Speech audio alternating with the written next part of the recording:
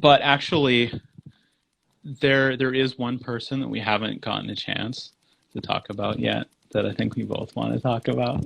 But I think he is involved in all of this. He super wanted to run Disney. He claims that he was told on a nice walk through the park with Michael fucking Eisner that he was going to get the company, but he didn't. And his name is Jeffrey Katzenberg. the Catsman. Yeah. Oh my god, he's Hmm. like that was Because the he like is involved in the saga at some point, right? With oh yeah, he Ashman. basically invite. So the story goes that David Geffen, who was the producer of Little Shop of Horrors, got in Wow, touch with Geffen is involved in all of this too. yeah.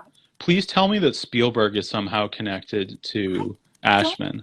I don't think he Fuck. is.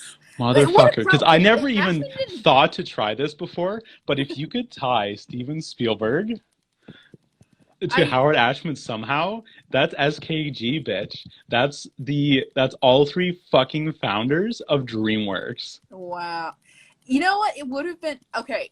So what I kind of imagine is maybe eventually either if Ashman hadn't passed away when he did, I imagine that he either would have had a falling out with Katzenberg at some point because they were constantly butting heads at Disney Well, who itself. hasn't had a falling out with Katzenberg? That's true. His dog probably just allegedly.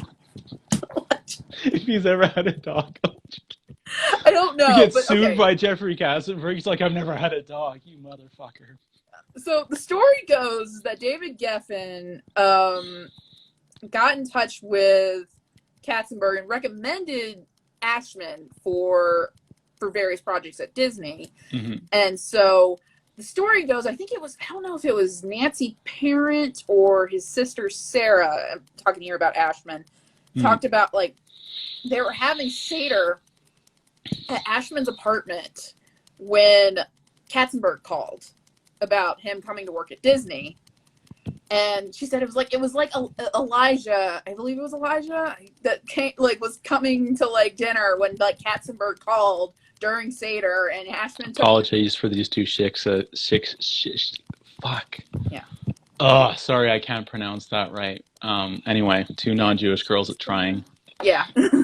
But yeah, so basically like Katzenberg, and they showed even like a little bit of a letter that like he sent to Ashman about like things that they would look into maybe him working on at Disney, including like a movie like Little Mermaid was the top one. Didn't just produce the movie, he produced the Broadway. yeah. There So you yeah, go. Geffen was already very familiar with Ashman at that point. He was like, they brought him on board to try to produce Smile as well. There's a whole thing that they didn't get too deep into in Howard about how Smile was kind of a Broadway flop, even though like audiences really enjoyed it. It's something about just kind of the production, and people in production were kind of afraid of backing it. They didn't really get too deep into it. I feel like that could be a documentary in of itself. But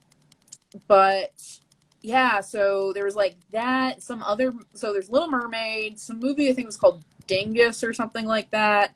And then there was like a mention there, it looked like they were planning to maybe do a sequel to Mary Poppins at some point in that time period. Which, what a 90s Mary Poppins sequel would have been like compared to what we got like last year, 2 years ago, would have been very interesting. And then he also said that he worked on writing a screenplay with Tina Turner about a biopic about her own life, but that never went anywhere. Okay. Yeah, it was called I, Tina. Oh, wow. Okay. Yeah. Okay. That's wild because now I'm just thinking of the Tanya Harding movie. But like, here's something to think about. So, well, like what was the whole thrust of like Katzenberg and Ashman, like once he was actually at Disney? So basically, Katzenberg's whole thing is that him and Howard did butt heads a decent amount, like threatening to take him off projects, decent amount. But basically, one big argument that they had was when they were working on Little Mermaid and they got to Part of Your World. There was a test screening. So they typically would do test screenings where everything's still in black and white and still kind of looks sketchy. Literally sketchy, not, sketchy. And apparently in that first test screening, when it got to Part of Your World, a bunch of, I don't think I know this person, but hello, thank you for joining. It got to Part of Your World, and apparently, kids in the audience started getting restless, and Katzenberg is like, we gotta cut it. Kids aren't paying attention, so we gotta cut it. And basically the entire production team of Clements, Musker, and Ashman were like, no, we are not cutting this. And specifically Ashman was like, over my dead body, I will strangle you if you cut this out of the film. Was very passionate about it. And then allegedly it went better at the next test screening once they were able to tighten up the film a little bit more. Allegedly. All this is kind of hilarious to me because I watched The Little Mermaid again, I don't know, probably a year, maybe 2 years ago. Because I went through a spree of buying the Diamond Edition Blu-rays when they came out. And I mean, I didn't really know a lot about the whole controversy with the way that they restored them. Right. Which wow, that's why I still haven't opened my Sleeping Beauty copy, because people got really pissed at the shit they did to Sleeping Beauty, and I was like, oh yeah, okay, that's really not even the same movie anymore. But right. It's bitch, that is a short movie. Little Mermaid, it's I don't know, it could even be 79 minutes or something. It is nothing, honey. It is a whisper on a scream. And it's just bonkers because number one, I was like, wow, I just as a kid, it never would have felt that short. But I guess if you're a kid watching a movie in the 90s and it's that long, and anytime you watch a TV show, it's 20 minutes with 10 minutes of commercials, right? We were not in the era of the 1 hour Netflix show, the 1 hour Netflix show, right? Or Lord of the Rings, or Titanic, even at that point, right? So running times were different. So at first I was like, wow, I never ever would have thought that, just by my recollection as a kid, that it was so short. Yeah. But what's hitting me now as we're talking about the background to this, this movie is maybe 80 minutes long. It's probably more than 80, but it's short. But yeah, I was surprised by that too when I rewatched it this week. And it took them what? Somewhere between 3 and 5 years to animate. Yeah, so I think they were starting the production on it around 84. Mm-hmm. I don't think that's not necessarily covering how long it took to animate, but production itself. Sure. And I think Ashman came on board, I want to say around 84, 85. And it doesn't hit screens until 89. It's 5 years. Yeah. That's 5 years. Yeah. To come out with 80 minutes of animation. Yeah. That's fucking crazy. Because I remember watching, they used to have that TV show, The Wonderful World of Disney, where they would just put, random shit on. But sometimes they would take you behind the scenes on the movies, and they talked about, it taking 5 years to make Aladdin. And this is when I was a little kid, but I was just like, what? Yeah. What the fuck? Yeah.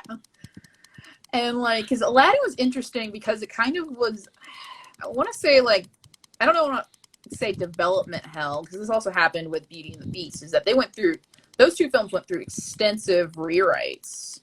Because the Beauty and the Beast, it was initially animated, some of it was animated with a different director in England.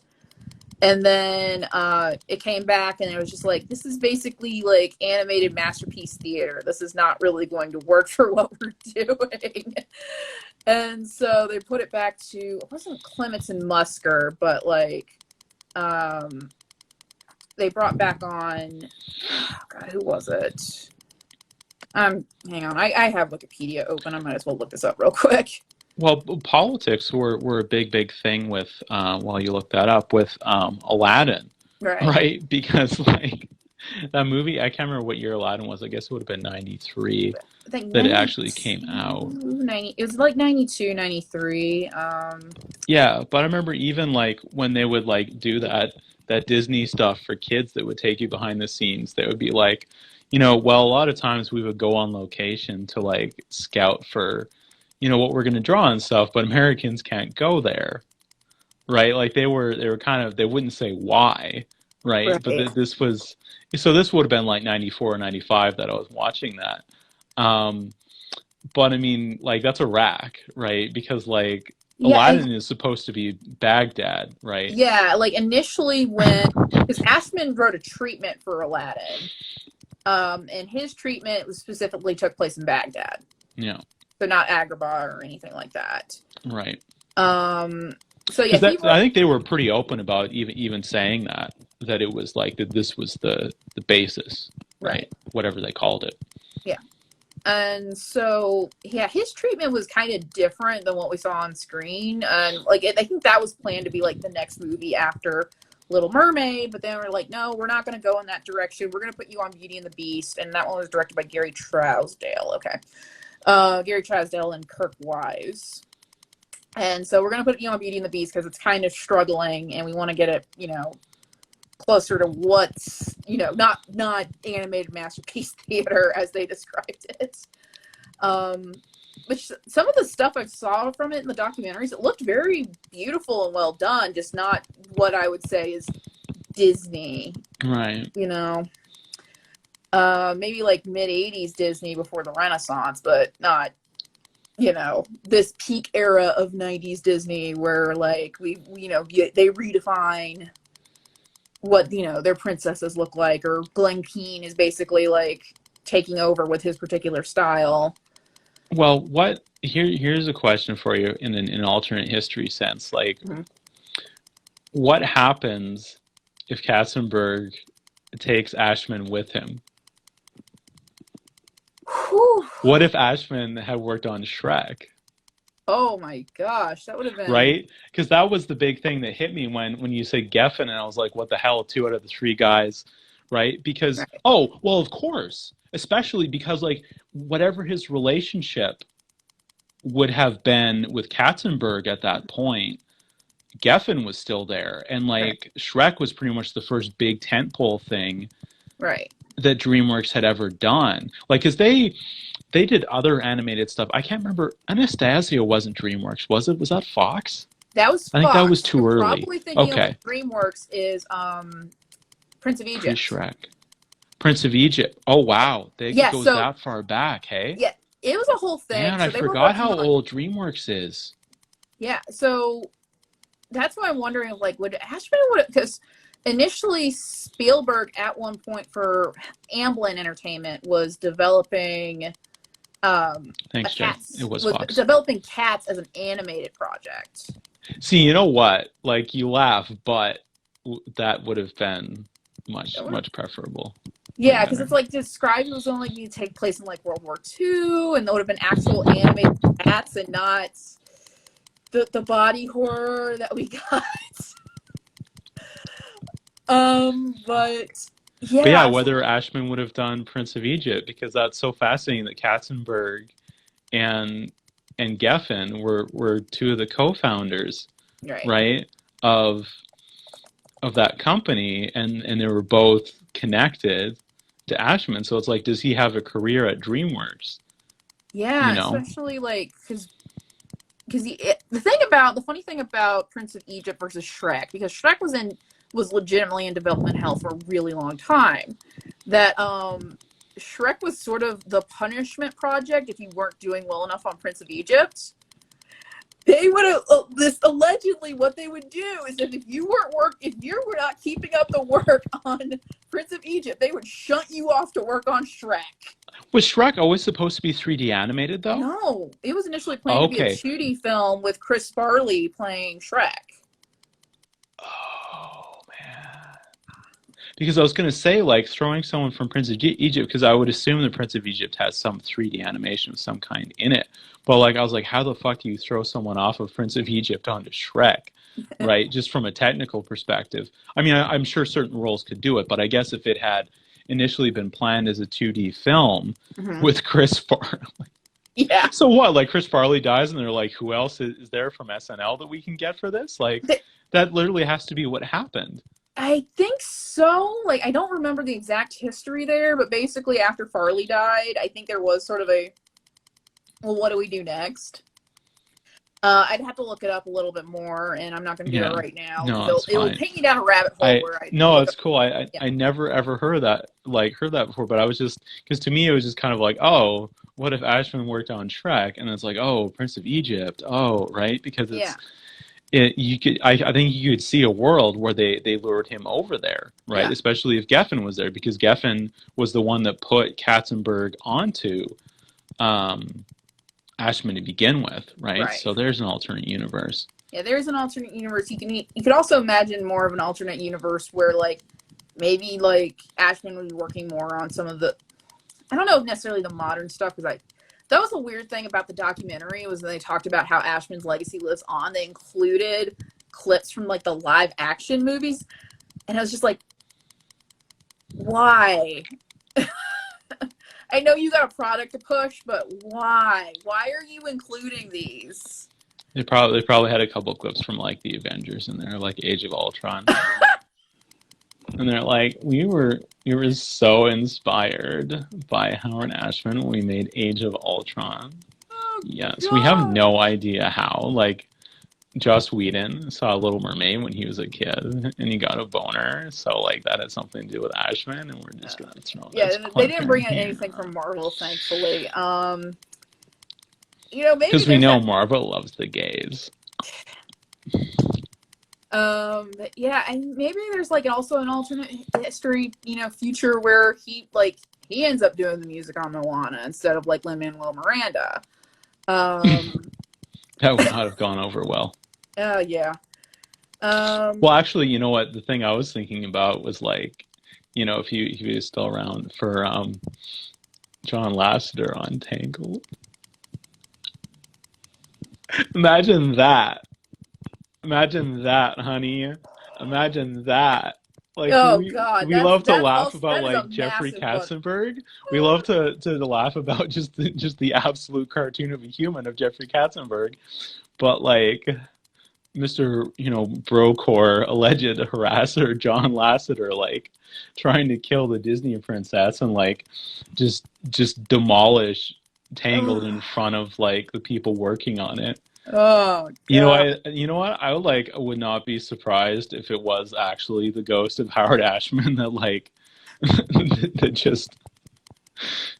that propelled Lasseter the fuck out of there. Yeah, because I don't think they ever really crossed paths at any. Because Lasseter was at Disney Animation during that time, but he was. I don't know if he was sort of just low tier or just was working in a different department. I know that specifically the first digital animation done at Disney was Rescuers Down Under. Yeah. They talk about it extensively in Waking Sleeping Beauty. And then, so Lasseter decided that he wanted to continue working kind of in the digital department, helped with Pixar with Toy Story.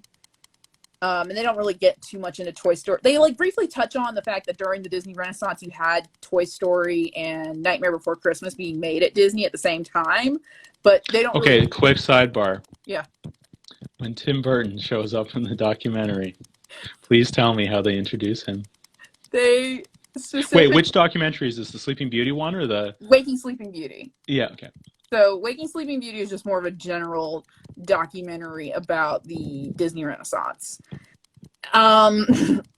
So Tim Burton... Because Tim Burton, when he was young, he worked at Disney Animation, right? Yeah. So just to preface this for anybody who doesn't know this, Tim Burton has spent more of his career at Disney than not at Disney, because he started out animating for them, and then he went out and did I don't remember the exact trajectory of his career, but Edward Scissorhands and that other early shit of his Batman. Mm-hmm. And I guess probably Nightmare was his first Disney project back, if I'm remembering correctly. I think so, yeah. Yeah, which I don't think I knew at the time as a kid. And then when you see when he was starting to do like Alice in Wonderland and like all of that stuff, and you're like, what the hell's happening to Tim Burton?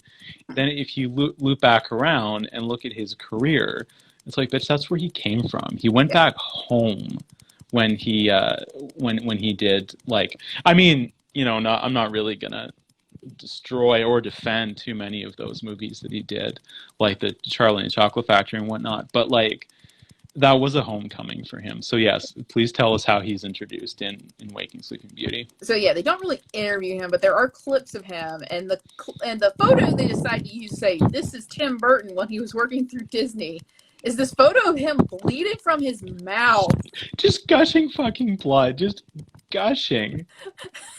Gushing. and Because like, I haven't seen this documentary, but I know this photo. And yeah, like, I just jokingly, because Ash was like, Tim Burton's in it. And I was like, oh, did they show the picture of him bleeding from dental surgery? and I was like, that's the photo they used to introduce him. He, like, I don't know what possessed him to do that. But like, the story I heard behind this photograph is that he like went out to get dental surgery.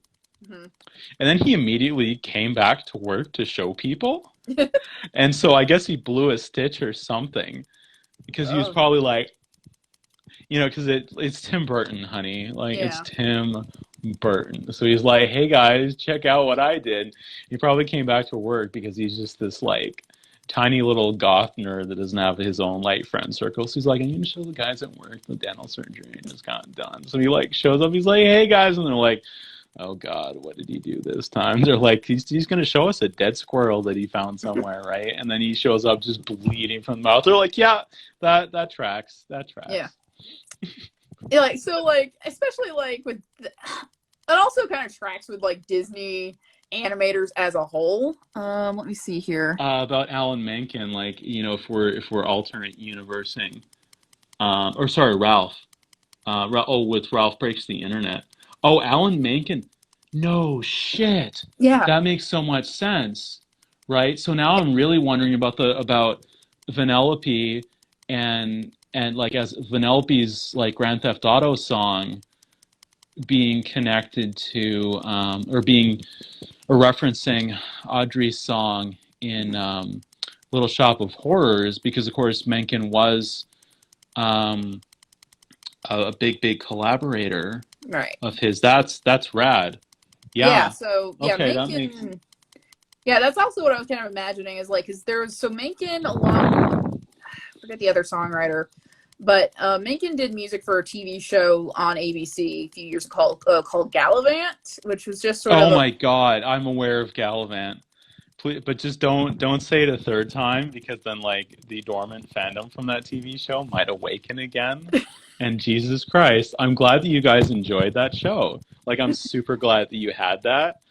But fuck my life, do I ever have too many like Monty Python homosexuals in my life? Mm-hmm. And it's like when you know people who, if you like say any reference that could get close to Monty Python, like you can't even say the word rabbit because it will take them there. And if you say that to that person, they like have that entire fucking movie memorized, and then you get like a 5-minute recital of something from Monty Python, and that's exactly who the fuck Gallivant was made for.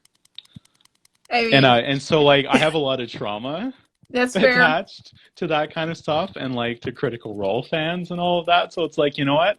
Live your life, fantasy nerds. Live your best. Galapagos. No, what is his name? Orlando Bloom in Lord of the Rings. Fuck my life. Legolas and Gimli, right? Live your best, Legolas and Gimli. Right. Life, and just remember to hide that poster and hide the blunt when the electrician comes over. Right. Anyway, I know it was Sam Frodo. I don't care. Yeah. Oh God, but what were we just talking about before we got that? We were talking about Menken and how like there is continuity with him and Disney post Ashman. And so, like, it would be fascinating to know how those two would have collaborated. Yeah, it was interesting because, so he told Menken about his HIV diagnosis after they won the Oscar for Under the Sea. Mm-hmm. And, like, he had a whole thing is like, well, I just want to know that you're taken care of in terms of, like, you can still like that you'll have a professional life beyond me. And Menken very much has. Like, he did music for, continued doing music for Aladdin. He did music for, I don't think he did music for, no, it was Elton John who did music for Lion King. And then,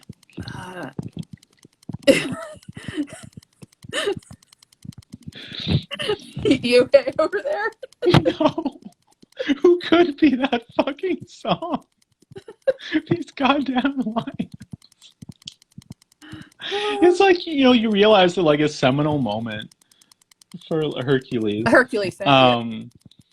Wow, like, if you want to talk about, like, homosexuality in Disney and, like, things that Ashman should have been there for and, like, weren't, then, like, Hercules is the one. I've never seen that movie. I will never watch that movie. I don't give a shit. And I don't mean this in, like, a mean way. I just don't care. Like, the Pegasus is adorable. Right. And, like, love Danny DeVito. Not as much as everybody else does, because that shit's starting to get tired. But, like, no, I'm happy for everybody involved in, like, Hercules, and just how many, like, levels of queerness were just directly tied into that whole thing.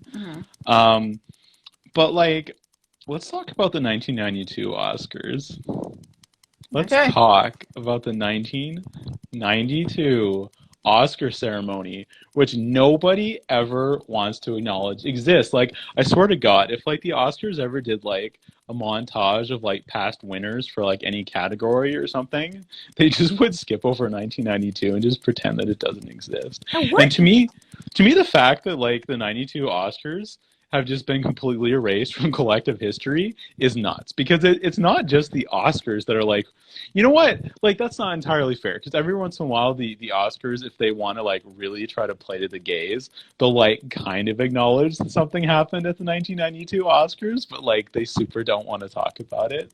Right. And they only want to talk about it if they can, like, be like, hey, look at all this shit that happened afterwards, like Philadelphia. And it's like, I don't think you understood what happened in 1992 if you think Philadelphia was progress. Right. But a lot of fucking shit happened at the 1992 Oscars. And so, like, the fact that, like, Ashman won in a, like, I mean, I don't know if his name was super in on it, but how many Oscars did Beauty and the Beast win? Let me see here, because they did specifically bring on, like, Menken accepted the award, and then they brought on Howard's partner Bill Launch to also accept on Howard's behalf, and specifically talk about the fact he died of AIDS. Right. Did they actually talked about that at the ceremony? Yeah, they do include the clip from the ceremony of him on stage accepting the award.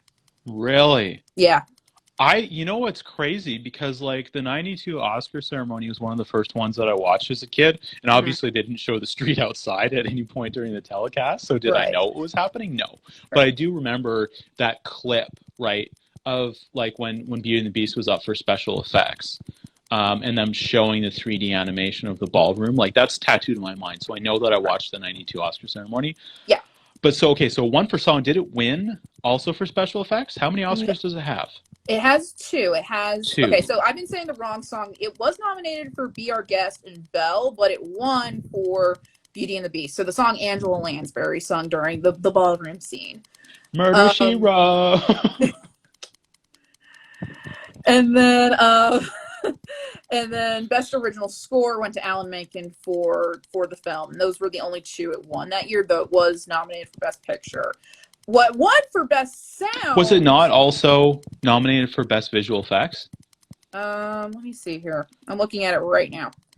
Let's see. Best. I could be having some fucking Mandela effect shit going on here. Yeah. Best Sound went to Terminator 2: Judgment Day, though Beauty and the Beast was nominated for it. Oh shit. Yeah. Where's visual effects? It was not nominated for Best Visual Effects. Though that did also go to Terminator 2 Judgment Day. Of course it would have, yeah. Are you kidding me? For T-1000? Bitch, whatever. So yeah. I don't know, I don't know what that clip in my head is from, because it's clearly not from the Oscar ceremony. So maybe I didn't see the 92 Oscar telecast. I mean, maybe it was during Best Original Wow, Song. Who bitch! I knows? just got like now. Now I know what Emily Blunt felt like in The Girl on the Train when what's her face from Friendship? No, no, I don't, because that was no. That's no. I shouldn't have said that. Please don't watch that movie and realize what I just implied. Please don't. It was just the first like wrong memory like scene I could think of. So Right. like I apologize for that because that's the real definition of gaslighting is what happened there. The Yeah, actual I one. have not seen that movie, so I don't understand what the Oh, fuck it's an you're talking about. incredible movie, but I just made an extremely problematic joke without fully understanding what I did until I did it. So like, Okay, watch that okay. movie if you're like comfortable that you can handle something really intense because it's amazing. And when like Lisa Kudrow turns out to be the key character that like explains the entire situation, you're like, what the fuck? How did they cast Lisa Kudrow of all people to be like the reveal character? But so I don't know now. Like my entire life feels like a lie because I don't know if I actually saw any of the 1992 Oscar telecast. Hey, maybe So you saw like the Best Original Song bit because again, takes place in the yeah, ballroom. no, it would have been something completely different because it was a segment talking about the 3D animation in the movie. So that was some other thing. So I maybe still saw the 92 telecast and I'm just confusing it with like a Wonderful World of Disney episode, which would be Yeah, fantastic. yeah. I was 2 years old at the time, so I never saw this fucking I'm not disclosing podcast. my age in 1992, which is not going to happen. Yeah, I was older than that, though. It was plausible that I could have watched it. yeah. But, like, so now I'm just like, oh, because then I was like, oh, if I watched the telecast, I would have seen that and them talking about that, about Ashman dying. Obviously, when I was too young to, like, be able to remember it later. But, Right. like, so I don't know. That sucks. I can't remember that. But the whole thing about the 1992 Oscars, and I guess it's wild that that actually happened inside. Because, like, a lot of shit went down in 92, and there's actually, like, multiple queer protests outside. And like some reporting says it turned violent, but like, have you seen the media reporting in Portland now? So who the fuck knows, right? But there are actually multiple things being protested. The one that gets talked about the most, and like, here's the thing. Here's the reason that I know that this even happened is that they were protesting Silence of the Lambs. Right. And this gets brought up in like trans representation in media a lot, apparently. Did you watch Disclosure? I did. Yeah. Did they mention it? They did talk about it. Like, I'm not gonna say extensively because No. it was similar in that they kind of just they touch up topic to topic and then move to the next one. But they did talk a good portion about Silence of the Lambs. Okay. So like the first time I saw Silence of the Lambs, like that kind of whizzed in and out to me when they talked to the doctor. And I was like, okay, you know, again, like this. Okay, well, I should probably preface that I think I was probably like 17 when I saw Silence of the Lambs. Did not come out until I was, or like have any kind of gender epiphany until I was like 25 or something. Right. But it just kind of went in one ear and out the other. I was like, I remember that scene. I was like, okay, sure. That had like no impact on me whatsoever. Other shit did, like the crying game. Are you fucking kidding me? So this is the whole thing that I've always found kind of strange because like I don't want to devalue anybody's critique of Silence of the Lambs, so I don't really talk about this. But I'm always kind of like, really? When people like get super into it because it's like I kind of get because they're not talking about the doctor scene, right? Right. Where they're like, oh, you know, he might have gone for surgery and they denied him, so he's not trans. And you're like, okay, and then you're like, okay, fine. Like that kind of seemed meaningless to me, but it's like the mirror scene, right, where he like talks that is like a whole thing. And I don't know, like it's like Psycho, right? You're like, sure, yeah, that blows, but like I don't know if it's like a super big thing. So it's kind of weird to me when like Silence of the Lambs kind of starts to come up more in contemporary critiques of that era than like the fucking crying game, which like, I don't know. Maybe Peter Jordan was like dope about how the disclosure went down in that movie. I don't know. I've never seen the movie. I'm never going to watch the movie because the media discourse around it was so fucking traumatizing. But either way, people were pissed off about Silence of the Lambs to the point that they showed up to protest, right? Mhm. And again, like, I didn't see the movie until the 2000s. I don't know. And I wasn't out until long after I saw the movie. So who the fuck knows? Right. Right? Like, what even my own reaction would be. But it was a big enough deal at the time. And I think part of it is just because there was so little representation of any kind. That they showed up and they were like, this is fucked. And so the irony is that, like, it's on the DVD of Silence of the Lambs.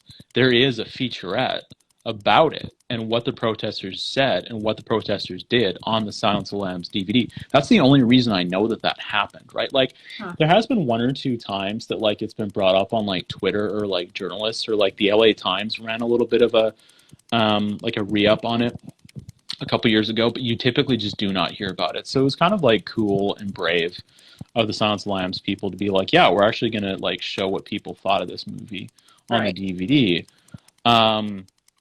And it's just weird, like, how much, like, queer history like that was, like, huge. Like, it was an Oscar protest, and it just got buried. It just doesn't exist. But the other thing that they were protesting is that the Sharon Stone crossing her legs movie, Basic Instinct. Yeah, Basic Instinct. Right? And that was a protest about bisexual representation, specifically because I guess she was portrayed as bisexual in the film. Right. And so you could imagine how she was portrayed and what it was they were pissed off about. Like, it's the same thing that everybody gets pissed off about with bisexual representation in film when they're women who are villainized. Like, you already know what it is. You don't have to watch the movie. You don't have to figure this out. You already know what it is. So there's two different groups, and it's just like, you're like, oh, yeah, of course nobody ever talks about this happening because it was the trans community and the bi community who showed up. Wow. And to me now, being both trans and bi, I'm like, of course. Right. Fucking of course. The one protest that very specifically involves those two groups showing up is the one that never gets fucking talked about. So, like, the irony is that the 1992 Oscars, now that I know about Ashman's partner, were like the gayest Oscars of all time. And none of it is for a good reason. I mean, it's dope that Ashman won, but he was fucking dead. Yeah, and, like, look, because, like, when you mentioned this, because I never knew about this particular ceremony, and, like, there's a whole section on the Wikipedia page about the protests. Yeah, it's there if you look, but you... Yeah, and then, like, apparently somebody who had gotten tickets into the ceremony started yelling statistics regarding AIDS during, like, John Candy introducing, like, a best song performance. But, yeah, so towards the end of the documentary, they're talking about Beauty and the Beast, and specifically Kill the Beast, which is Kill the Beast. Kill the Beast is the song that the Gaston leads when basically. So the true hero of the movie. Where's Jay? We're gonna fight them right now. Jay got involved in that shit, I think. No, Jay was just like.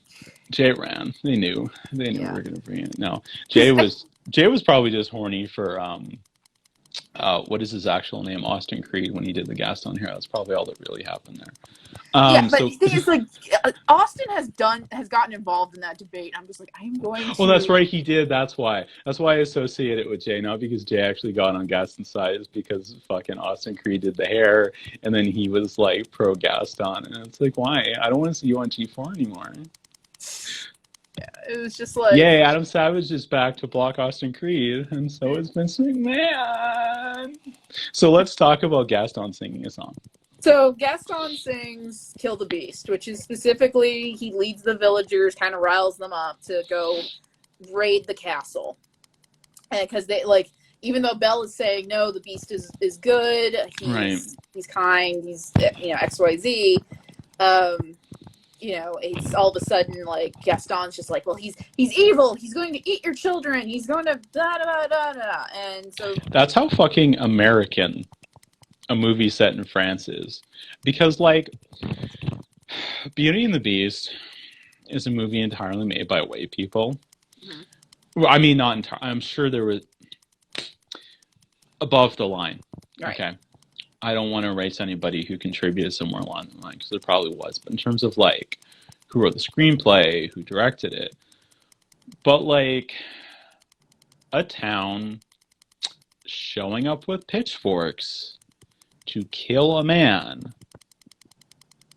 who has a relationship with a woman that the town doesn't like, no matter what that woman has to say about the relationship, typically means one thing in America. Has typically meant one thing, particularly relevant to the political context of when that movie was made in the 90s.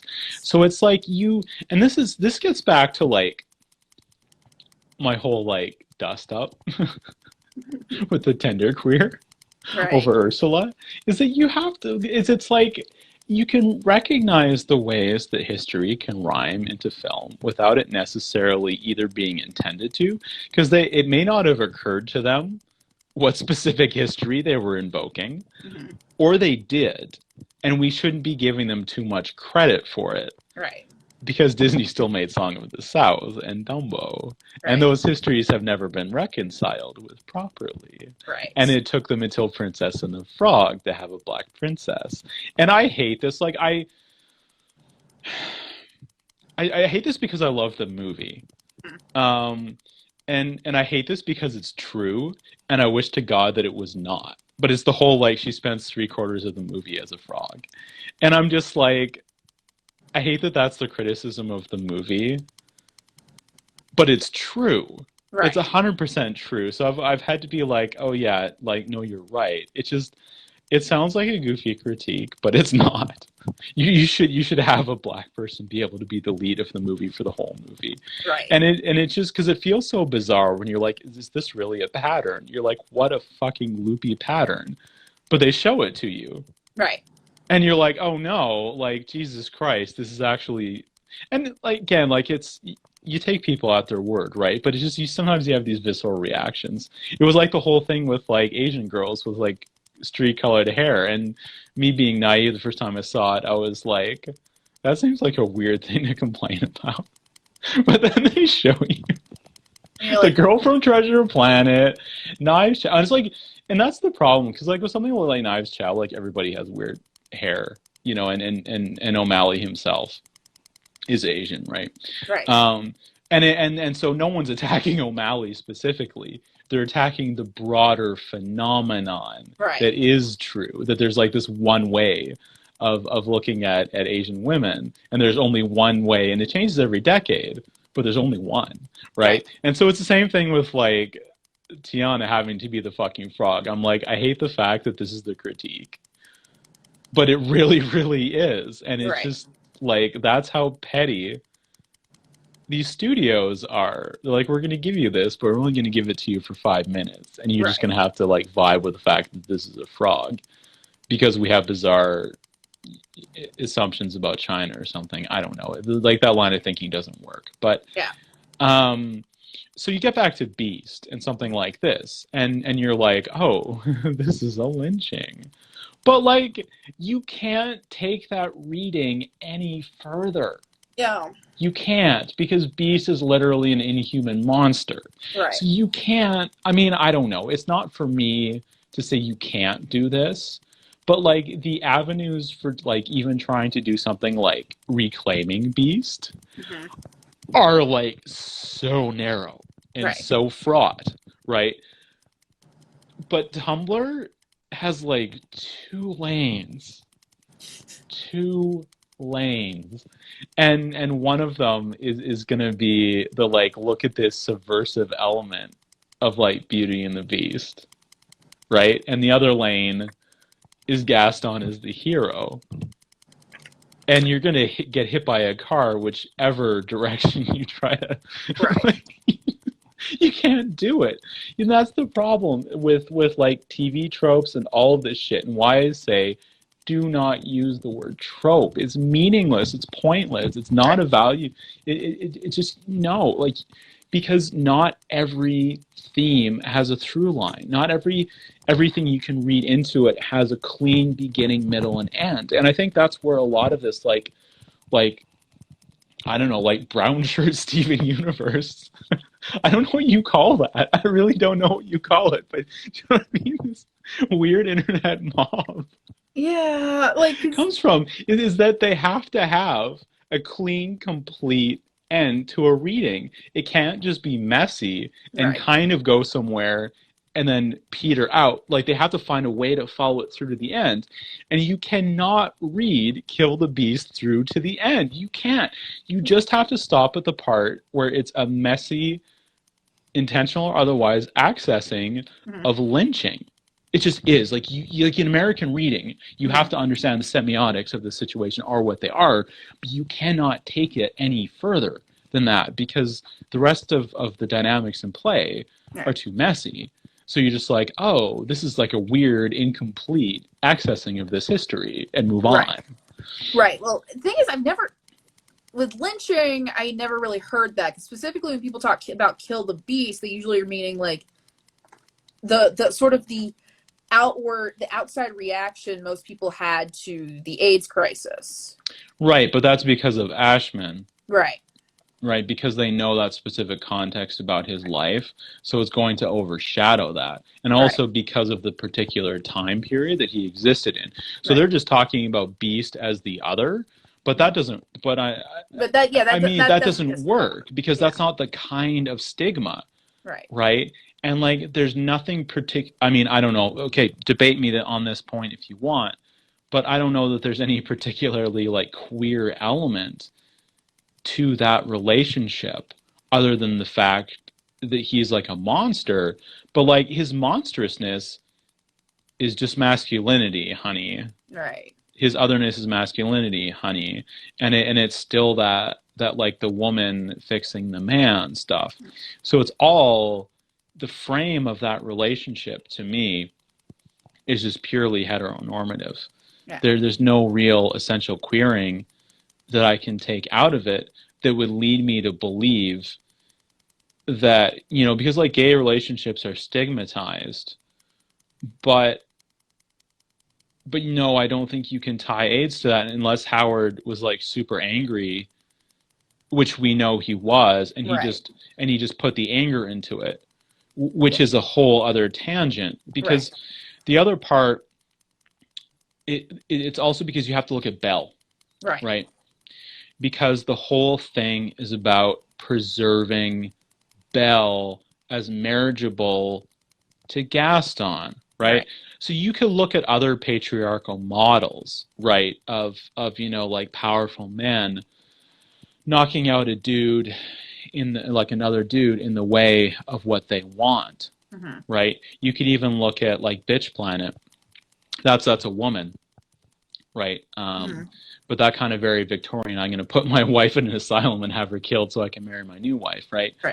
There's other patterns of misogynist abuse and patriarchal control that you can map onto Kill the Beast in the sense of like what Gaston's attitude towards Belle is, and the fact that it's trying to preserve Belle's marriageability and the validity of her womanhood over her own protestations.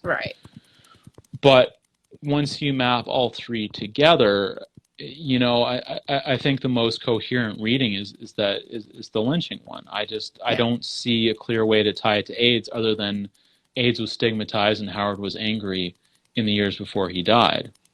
Which is valid, and that could be the emotional truth behind it, but I don't see that as like a media studies reading. That's fair. I think it's just but of course narratives can accommodate multiple readings, so I don't want to say this is the one true way. It's just, to me, this is the most productive way of looking at Kill the Beast.